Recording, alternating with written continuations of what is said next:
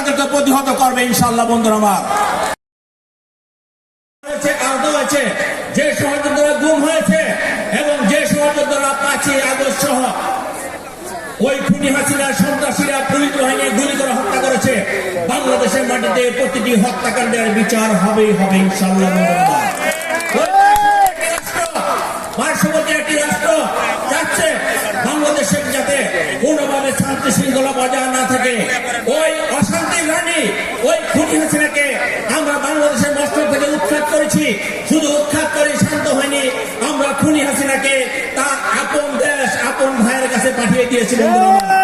আমরা স্পষ্টভাবে বলতে চাই, তুমি তোমার বোনকে নিয়ে সন্তুষ্ট থাকো। বাংলাদেশের মাটিতে আর কোন অরাজক পরিস্থিতি সৃষ্টি করতে চেও না। বাংলাদেশের সম্পর্ক তোমাদের সাথে ছিল আওয়ামী লীগের সাথে, খুনি হাসিনার সাথে। বাংলাদেশের জনগণের সাথে তোমাদের কোনো সম্পর্ক ছিল না। যদি বাংলাদেশের জনগণের সাথে সম্পর্ক করতে চাও, তাহলে আমাদের নেতা জনাব তারেক রহমান যে কথা বলেছে, সম্পর্ক হবে ন্যায্যতার ভিত্তিতে, সম্পর্ক হবে দুদেশের পারস্পরিক সমান সমবন্টনের ভিত্তিতে। আপনারা ওই খুনি হাসিনার সময় যা ইচ্ছা তাই করতে পেরেছেন।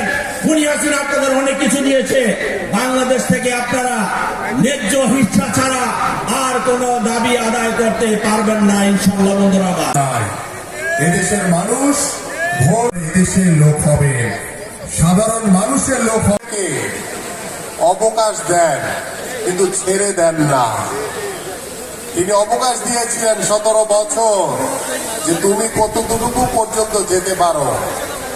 যখন আল্লাহর সময় এসছে এবং বাংলাদেশের মানুষের যে গত 17 বছর ধরে বাংলাদেশ জাতীয়তাবাদী দল বিএনপির ভারপ্রাপ্ত চেয়ারম্যান জনাব তারেক রহমানের নেতৃত্বে এই স্বৈরাচারের পতনকে নিশ্চিত করার জন্য যে আন্দোলন হয়েছে, যে সংগ্রাম হয়েছে, যে আন্দোলনে আমাদের বহু ভাইদেরকে গুম করা হয়েছে, আমাদের বহু ভাইদেরকে হত্যা করা হয়েছে, আমাদের বহু ভাইদেরকে এখন পর্যন্ত পঙ্গুত্ব বরণ করে অসহায় জীবন যাপন করছে।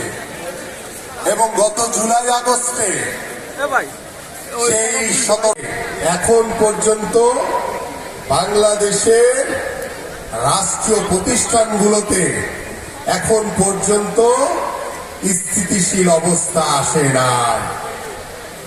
সেটা না আসার অন্যতম কারণ হচ্ছে ওই যে দোসররা, ষড়যন্ত্রকারীরা এখন পর্যন্ত বহাল তবিয়তে বসে আছে।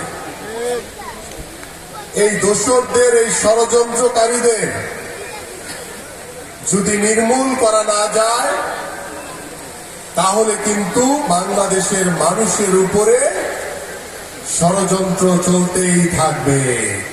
কারণ তারা বাংলাদেশি হয়েও তারা ষড়যন্ত্রকারী, তারা দোসর। এই ষড়যন্ত্রকারীরা, এই দোসরদের বাংলাদেশে কোনো স্থান হতে পারে না। স্থানীয় নির্বাচন,